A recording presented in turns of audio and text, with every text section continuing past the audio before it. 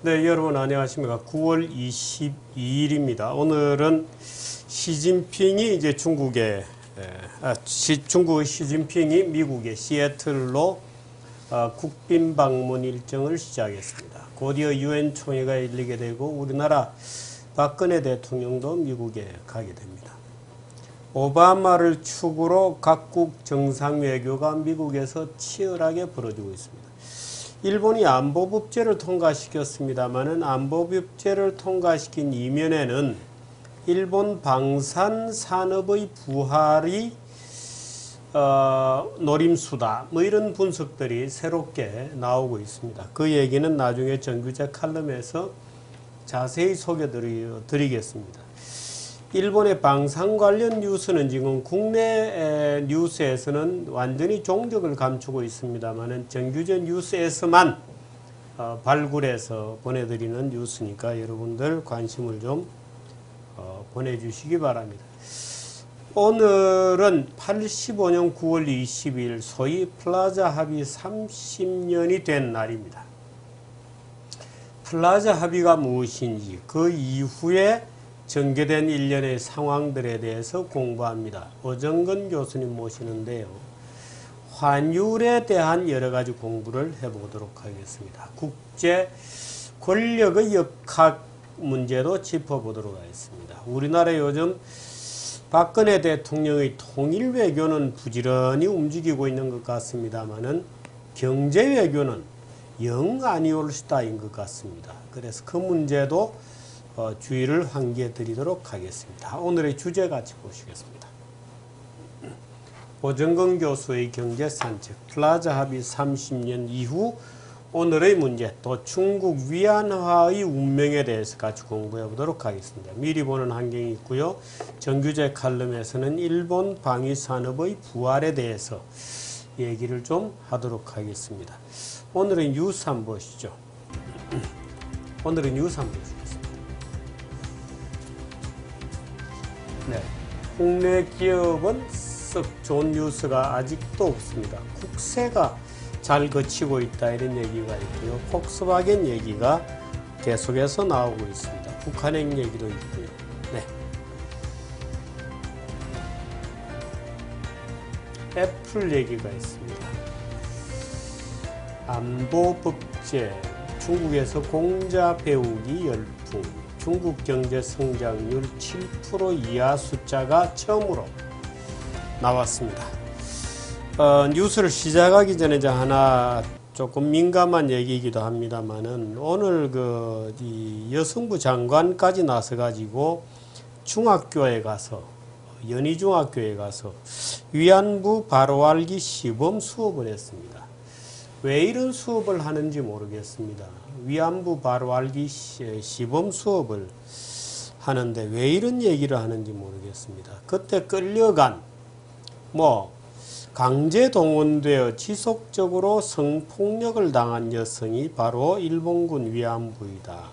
거짓말, 협박, 사기로 강제 동원돼 지속적으로 성폭력을 당한 여성이 바로 일본군 위안부이다. 여러분 나이대에 끌려갔다. 이런데 글쎄요. 여러분 나이대일까요? 그건 여러 가지 조사 자료들하고 다릅니다.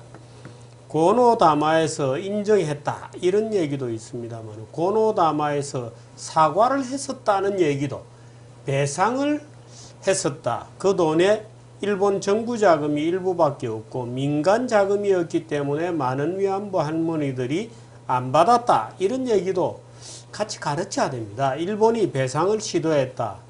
5천만 원에 상당하는 금품으로 배상하려고 노력했다. 또 고노다마에서 위안부에 대해서 사과했다는 얘기도 같이 가르쳐야 됩니다. 인정했다는 것까지만 가르친 것 같아요. 그렇습니다. 역사를 가르칠 때는 굉장히 조심을 해야 됩니다. 그 당시의 시선, 그 당시의 조건이 무엇이었던지에 대해서도 같이 가르치고 공부시켜야 정확하게 인식을 할 수 있습니다. 마른 하늘의 날벼락이었던 것인지에 대해서도 같이 가르치는 것이 좋습니다. 왜 역사 가지고 이렇게 요즘 논쟁들이 많은지 정말 모르겠습니다. 역사 가지고 우리는 이런 논쟁들이 과연 얼마나 진실에 입각해 있는지, 또 뭐 과거사 논쟁들, 현대사 논쟁도 그렇습니다.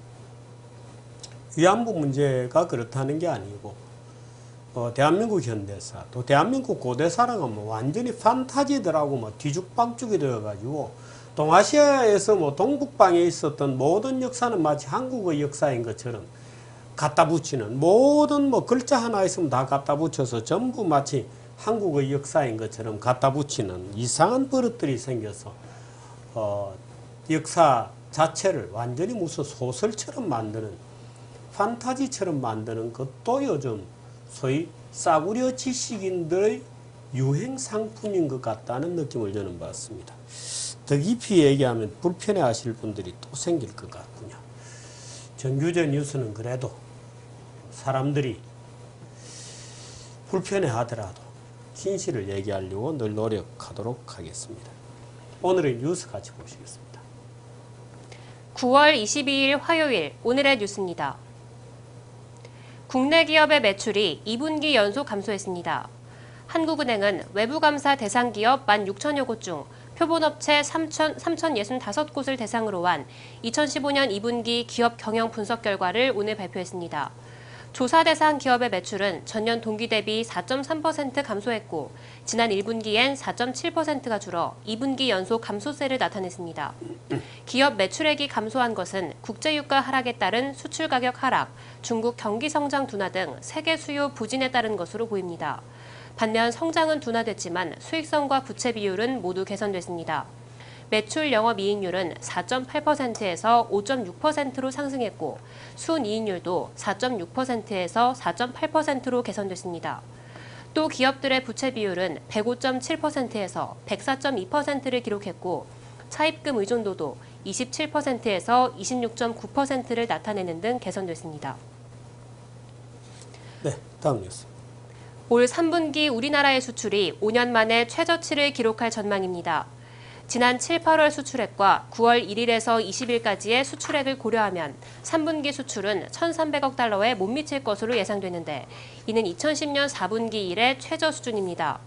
오늘 금융투자업계에 따르면 올해 우리나라의 수출액은 작년보다 4에서 6% 줄어들며 지난 2009년 글로벌 금융위기 이후 최악의 성적표를 받을 것으로 보입니다. 한국 수출은 2012년 마이너스 1.3%를 기록한 뒤 마이너스 1.3%를 기록한 뒤 3년 만에 처음으로 연간 수출액이 줄어드는 것이고 감소폭으로는 금융위기 당시인 2009년 마이너스 13.8%를 기록한 이후 최대치를 보일 전망입니다. 네, 지금 수출 감소, 매출 감소 뭐 이런 얘기를 쭉 전해드렸습니다만 수출 감소는 전 세계적인 교역 감소에도 영향이 있고 또 전 세계적인 디플레에도 약간 영향이 있습니다. 그러니까 매출이 총량 같아도 가격, 표시 가격 자체가 물가 자체가 떨어지게 되면 매출은 조금씩 줄게 되어 있는데요. 국내 기업들 수익성은 조금 개선되는 것도 있다. 부채 비율도 조금 개선되었다는 뉴스는 그래도 뭐 일부 부분에 있어서는 안심할 만한 그런 겁니다만 어떻든 기업 측면에서 보면 매출이 줄고 있다는 것은 굉장히 중요한 중대한 말하자면 위기를 느낄 수 있는 그런 것들이어서 여전히 우리가 좀 지켜봐야 될 것 같습니다. 네, 세금 얘기 좀 하시죠. 올해 1월에서 7월까지 거친 세금이 1년 전보다 11조 원 가까이 늘었습니다. 기획재정부가 오늘 발표한 9월 월간 재정 동향에 따르면 올 들어 7월까지 국세 수입은 135조 3천억 원으로 지난해 같은 기간에 124조 4천억 원보다 10조 9천억 원 증가했습니다. 세수 목표 대비 실적 비율인 세수 진도율은 지난해 7월 말 57.5%에서 5.2%포인트 상승한 62.7%로 나타났습니다. 기업 영업 실적이 개선을 보이며 법인세가 지난해보다 더 많이 거쳤고 취업자 수와 부동산 거래량이 증가하며 소득세 분야 수입이 많아진 것도 세수 진도율 상승의 원인으로 풀이됩니다. 네, 세수 진도가 좋은 여러 가지 기술적 이유도 일부분 있다고 그럽니다. 그래서 소위 국세청에서 이제 세금을 포착하는 기법이 굉장히 이제 빅데이터를 활용한 그런 기법을 써서 굳이 어떤 세무조사 현장에 투입되는 세무조사 방식이 아니더라도 세원을 포착해내는 기술이 획기적으로 개선되었기 때문에 그렇다는 일부 분석도 있습니다. 물론 그런 주장이 어느 정도 이유가 되는지는 모르겠습니다만은 그런 주장도 일각에서는 강력하게 나오고 있습니다. 법인 세수가 늘었다는 건 뭐 취업자 수가 늘고 부동산 거래량이 증가하면서 양도소득세 분야 수입이 많아졌다 이런 건데 아마도 부동산 거래가 많아진 것 뭐 이런 것들은 아마 실질적인 영향을 좀 준 것 같습니다. 네. 폭스바겐이 디젤 자동차 배기량 조작 문제로 미국에서 판매를 중단하기로 했다는 소식 어제 전해드렸는데요. 이 사태가 일파만파 퍼지면서 독일 자동차에 대한 신뢰도까지 위협받고 있습니다.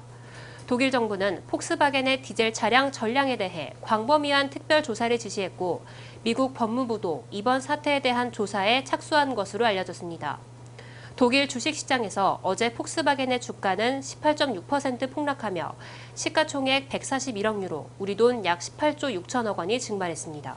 네, 오늘도 독일 주가는 지금 전체적으로 또 좋지 않고 자동차 관련 주가는 오늘도 상당한 낙폭을 보이고 있는 것 같습니다. 글쎄요, 국내에서도 그동안에 독일 디젤에 대해서는 뭐 굉장한 열풍이 있었는데 이래저래 요즘 이제 이 외국 수입차들에 대해서 뭐 최근에 그 벤처 뭐 때려 부수고 뭐 이랬던 분들도 있었습니다만 사실 외산차라는 게 약간 알려져 있는 것과는 다른 측면도 좀 있는 것 같습니다. 저는 언젠가 이 디젤차 뭐 요즘은 많이 개선되었다고 합니다만은 글쎄요. 근데 폭스바겐에서 또 계기를 조작했다고 하니까 그 검사를 받을 때는 배기량이 굉장히 좋다가 실제는 나쁘다 이렇게 되면 그건 사기를 친 거죠. 그래서 폭스바겐이 사기를 쳤습니다. 바로 그래서 이거는 간단한 문제가 아니다 이렇게 보는 것인데 그래서 한국 자동차가 뭐 상대적으로 약간 반사 이익을 좀 본다는 얘기도 있습니다만은 글쎄요, 이 독일 자동차에 대한 신뢰가 완전히 무너지는 것 같아서 글쎄요, 독일 산업에 대한 신뢰 굉장히 했었는데 특히나 우리나라에서는 뭐 폭스바겐 또 뭐 벤츠, BMW 뭐 이런 것은 뭐 그야말로 굉장한 뭐 아우디까지 인기를 끌었습니다. 이번 그 리콜 사태가 전체적인 자동차 시장에도 큰 영향을 줄 것 같고 그러나 우리로 볼 때는 뭐 반사이익이 있다 이렇게 즐거워할 일은 아닌 것 같습니다. 미국 고속도로에서 현대차가 10대 소위 브랜드에 들어가면서 미국 고속도로 그 교통국인가요? 거기에서 아주 워치하고 있다는 얘기도 있어서 언제 어떤 불똥이 한국차에 튈지도 모르는 것 같습니다. 그 얘기도 좀 들여다봐야 될 것 같습니다. 네. 수전 라이스 미 백악관 국가안보보좌관은 미국도 중국도 북한을 핵 보유국으로 결코 인정하지 않을 것이라고 밝혔습니다. 라이스 보좌관은 현지 시간 21일 워싱턴 DC 조지 워싱턴대에서 미중 관계를 주제로 연설하며 이같이 말했습니다. 이어 미국과 중국은 한반도에 완전하고 검증 가능한 비핵화를 촉구하는 데 있어 똑같이 단합돼 있다고 강조했습니다. 한편 라이스 보좌관은 북핵 문제와 달리 남중국해, 사이버 해킹 등 미중 두 나라의 현안에 대해서는 확실한 대립각을 세웠습니다. 네, 미국과 중국의 비핵화에 있어서는 단합되어 있다 이렇게 지난번에 케리는 단순히 경제제재 이상의 뭔가를 내놔야 되지 않겠느냐 이런 얘기도 했습니다만 글쎄요, 이게 경제제재 외에 어떤 걸 내놓을지 제가 오늘도 뭐 여러분들하고 식사를 하면서 그런 얘기를 쭉 했습니다. 근데 마땅치 않고요. 중국이 뭐 그야말로 중국이 뭐 마음을 먹고 단동에 차단해 버린다 그러면 북한으로서도 굉장히 곤란한 상황이 오겠습니다만 중국이 아직까지 그렇게 할 생각까지는 없는 것 같고 그렇다고 무슨 뭐 무력을 동원해 세상 봉쇄하는 그런 정도까지 나아갈 것인지도 좀 의문이고 그래서 과연 미국이 어떤 방법을 내놓을까 하는 것은 여러 가지 관심을 끌고 있습니다. 네, 애플까지 할까요? 네. 네. 애플이 오는 2019년 전기 자동차를 출시할 계획이라고 오늘 월스트리트 저널이 보도했습니다. 월스트리트 저널은 애플이 전기차 개발 계획인 프로젝트 타이탄의 책임자들에게 현재 600명의 팀을 3배로 늘리도록 허용하기로 했다고 전했습니다. 애플은 지난 1년간 기초조사와 연구 개발을 통해 전기차 성장 가능성을 탐색해왔고 이 기간 동안 애플 임원들은 캘리포니아 자동차 규제 당국자를 2차례에 걸쳐 만나기도 했습니다. 미국 언론들은 애플이 1,780억 달러에 달하는 현금을 바탕으로 전기차를 내놓는다면 세계 자동차 업계에 엄청난 변화가 올 것으로 전망하고 있습니다. 예, 이 애플 뉴스 전해드렸습니다만 저는 애플이나 구글이나 이 IT 업체들이 일제히 자동차 산업으로 뛰어드는 이것 자체가 저는 본업이 잘 안 되기 때문에 그런 것이다고 저는 봅니다. 본업에서 어떤 무언가의 그 기대 수익률을 만족시키지 못하기 때문에 이 여러 가지 먹거리 찾는 중에 결국에는 이런 쪽으로 오는 게 아닌가 그렇게 생각을 하는데 모르겠습니다. 뭐 엄청난 충격이 올 것이다. 이렇게 세계 자동차계에 엄청난 변화가 올 것이다. 이런 전망이 있다고 합니다만은 글쎄요. 저는 구글에서도 그렇고 애플도 그렇고 구글은 이제 무인차죠. 애플은 이제 전기차 이렇게 되어 있는데 글쎄요. 별로 뭐 나중에 나와봐야 안다. 이렇게 저는 생각을 합니다만은 네. 전해드리는 뉴스 하나 보고 전해드리는 광고 하나 보시고 오정근 교수님 만나도록 하겠습니다.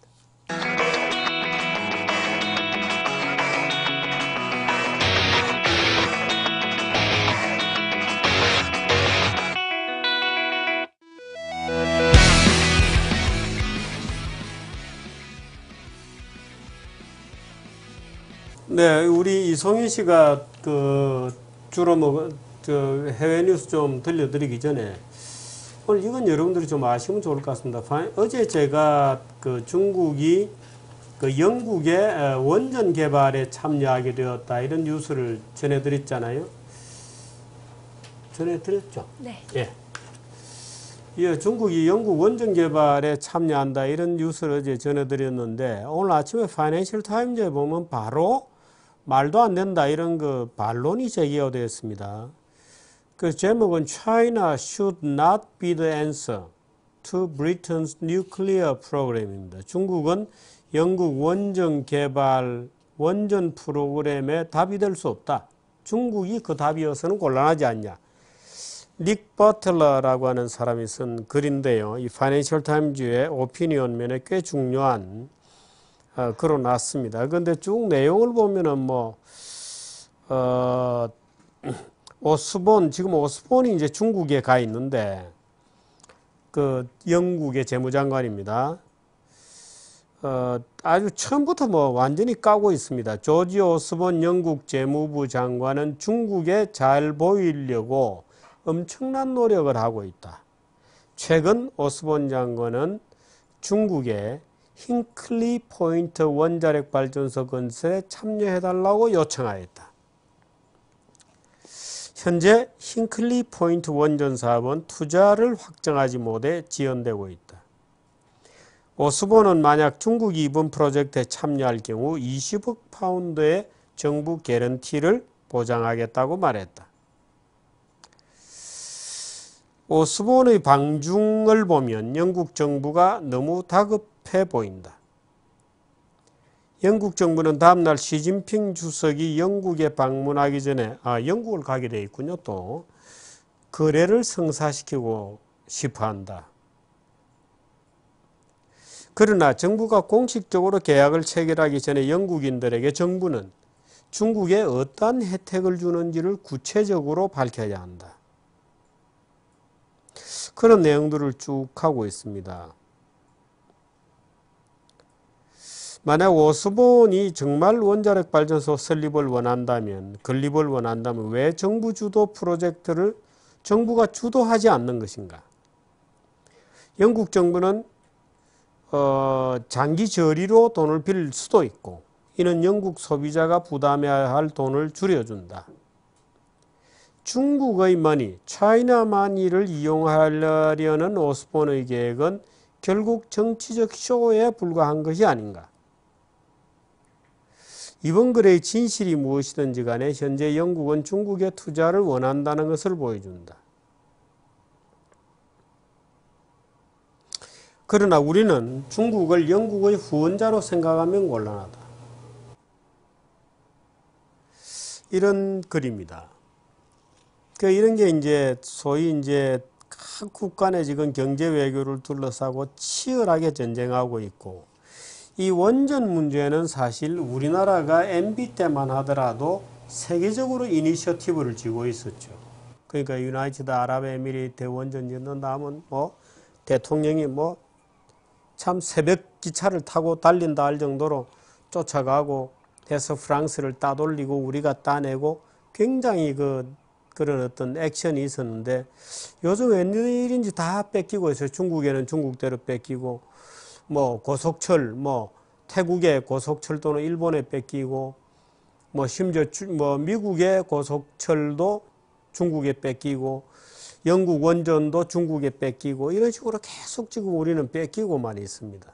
그러니까 수출도 줄어들고 뭔가 한국인들이 왕성하게 세계시장에서 활동하던 게 점점 뭔가 위축되는 것은 아닌가 하는 그런 느낌이 저는 들어서 또 지금 뭐 그래서 이 요즘 국제 뉴스들 쭉 나오는 흐름들을 보면 한국은 부재다. 한국은 어디에도 없다. 이런 느낌을 저는 좀 받아서 좀 답답한 기분도 있고 그렇습니다. 국제 뉴스 중심으로 좀 몇 개 뉴스를 제가 또 준비했습니다. 이송윤 아나운서가 들려드리겠습니다. 이송윤 씨. 2부 뉴스 시작합니다. 안보법제를 통과시키며 일본의 자위대 활동 제약을 크게 완화한 아베 신조 일본 총리가 향후 개헌을 위한 구체적 행동을 할 의사가 있음을 시사했습니다. 오늘 산케이 신문에 따르면 아베 총리는 지난 19일 참의원 본회의에서 안보법제가 통과된 후 가진 인터뷰에서 개헌 분위기 조성을 위해 노력하겠다고 밝혔습니다. 아베 총리는 정치권에 입문할 때부터 2차 세계대전 이후 일본의 전후체제와 평화헌법을 수정해 일본을 다시 보통국가화하겠다는 의도를 드러낸 바 있습니다. 일본의 안보법제가 통과되며 방위산업에 힘이 실리고 있습니다. 우리나라의 방위사업청에 해당하는 일본의 방위장비청이 10월 1일 신설돼 방산품의 개발 및 생산, 수출을 총괄적으로 맡게 됩니다. 지난 4월 개정한 미일 방위협력 지침도 일본의 방위산업이 도약하는 발판을 마련했습니다. 미국은 일본의 방위를 분담케 하는 대신에 방위산업과 관련한 기술 협력 및 공여를 할 수도 있기 때문입니다. 실제로 미국은 우리 군이 도입하기로 한 차기 전투기의 핵심 기술 이전을 거부했지만 일본과는 최종 조립, 검사 등에서 협력할 것이란 관측이 나오고 있습니다. 미국과 일본의 방산 동맹에 자칫 우리나라가 배제될 수 있는 상황입니다. 네, 미일 방산 동맹이라는 말도 있습니다. F-35 조금 전에 얘기했습니다만 한국에 기술 주지 않았습니다, 미국이. 근데 지금 일본과 공동 프로젝트가 있다, 뭐 이런 얘기도 나오고 있는 상황이어서 결국에는 물론 조금 전에 아베가 안보법제 이번에 11개 법제 통과에 이어서 여러분 아마 정규제 TV에서는 그 11개 안보법제가 구체적으로 어떤 내용인지를 다 보셨습니다. 그런데 우리나라 언론에서 그런 거 구경하기 굉장히 어렵습니다. 왜냐하면 평가는 많은데 내용이 없어서 정규제 뉴스에서 부득이 전해드렸습니다만은 어떻든 지금 그런 안보법제 통과에 이어서 아베가 헌법 구조까지 개정하려고 한다는 것은 우리가 잘 알고 있는 거고, 문제는 그런 이면에는 방위산업에 뭔가 큰 수가 있다 하는 것도 우리가 좀 눈치는 채야 할 것 같은 그런 뉴스들이 속속 나오고 있습니다. 이 방위산업 문제는 나중에 제가 정규제 칼럼으로 여러분들께 쭉 설명을 좀 드리도록 하겠습니다. 다음 뉴스. 시진핑 중국 국가주석의 첫 국빈 방문을 맞아 월스트리트저널은 중국 대륙에 불고 있는 공자 띄우기 바람을 소개했습니다. 유학은 비록 공산당이 배척해온 봉건 질서지만 지도자에 대한 강한 충성을 강조하기 위해 시 주석 등 새 지도부가 이를 활용하고 있다는 분석입니다. 지난해 시 주석은 공자 탄생 2565주년 기념 행사를 대대적으로 열었고 정부 부처의 주요 공무원들에게는 공자를 비롯한 옛날 학자들에 대한 강의를 듣게 하고 있습니다. 이에 대해 월스트리트저널은 개인의 자유와 민주주의로 대표되는 서구의 정치 사상이 중국인에게 확산되는 것을 막을 수 있는 예방주사라고 해석했습니다. 네, 이거 중국에 대해서는 요즘 저도 개인적으로 친구들 만나면 늘 그런 질문을 해봅니다만은 인도가 지금 민주주의를 하고 있는 가장 인구가 많은 나라입니다. 그런데 인도는 사실 이 대중민주주의의 포퓰리즘에 덫에 걸려가지고 아주 애를 먹고 있습니다. 말하자면 인도 민주주의가 제대로 진행이 되지 않고 있는 거죠. 그러니까 모디 총리가 될 때도 보면 선거 자체는 참 박력 있고 재미나게 타고 있고 활기를 띠는 민주주의가 진행 중인 것 같습니다만 우리나라 못지않게 아니 우리나라보다 훨씬 더 심각한 포퓰리즘이 있습니다. 남미와 별 다를 게 없죠. 근데 중국의 14억 인구를 가지고 민주주의가 되겠는가 하는 이제 그런 차원에서 중국은 아마도 이 공자주의, 컨퓨셔니즘에서 유교에서 뭔가 그 통제권, 국가가 여전히 그 어떤 권위주의적인 통제권을 갖는 모델을 공산주의 아닌 유교에서 뭔가 찾으려고 또는 유교를 통해서 보완하려고 하는 저는 그게 허망한 욕심이라고 봅니다만은 또는 얼토당토하는 논리적 비약이라고 보지만 어떻든 중국 지도부는 거기에 대한 미련을 굉장히 갖고 있는 것 같습니다. 지금 현재 독일의 주가가 계속 떨어지고 있습니다. 독일 주가가 계속 떨어지고 있고요. 지금 얼마 떨어지고 있느냐 하면 2.72% 떨어지고 있습니다.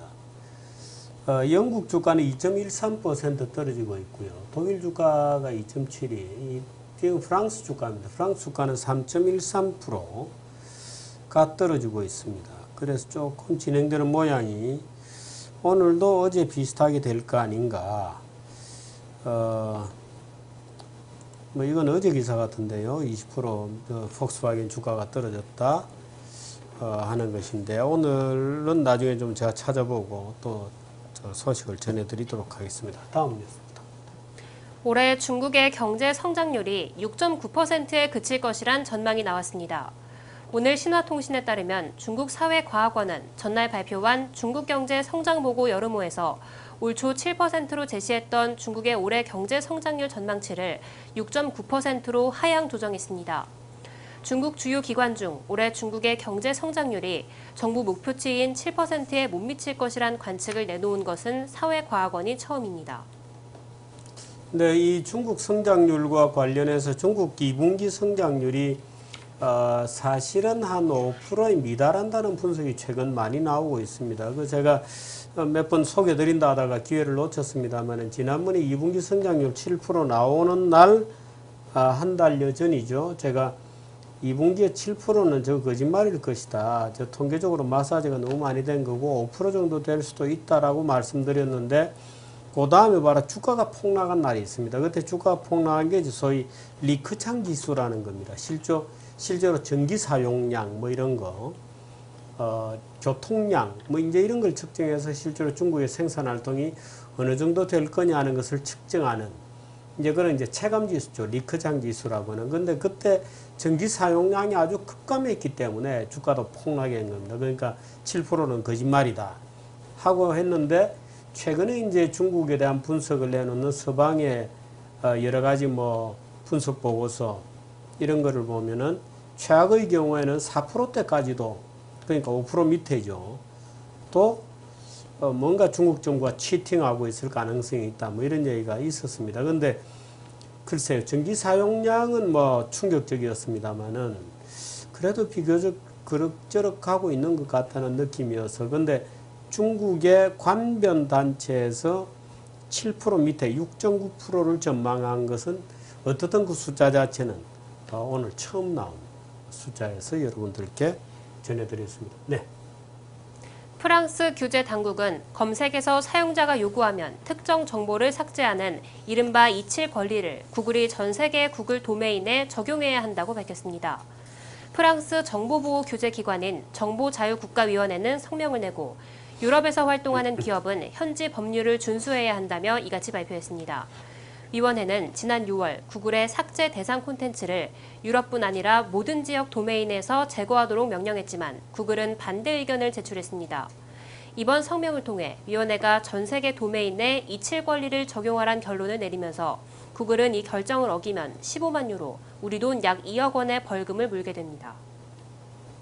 네, 참 잊혀질 권리는 글쎄요. 아마 인터넷에서 좀 당해보신 분들은 잊혀질 권리에 대해서 늘 좀 아쉽게 생각하는 것 같습니다. 그런데 그 참 엉뚱한 얘기들을 마구 올려놓고 그게 이제 계속해서 이제 떠 있어서 사실과 다른 것들이 이제 사람을 괴롭히게 되죠. 그래서 잊혀질 권리, 뭐 이거 참 그게 권리가 되는 건지 또 모르겠습니다만 어쨌든 잊혀질 권리라는 말이 나올 정도로 상황이 좀 개인의 프라이버시라든지 또는 개인의 사적 정보에 대한 어떤 그런 것들이 있는 것 같습니다. 미리 보는 환경 보시겠습니다.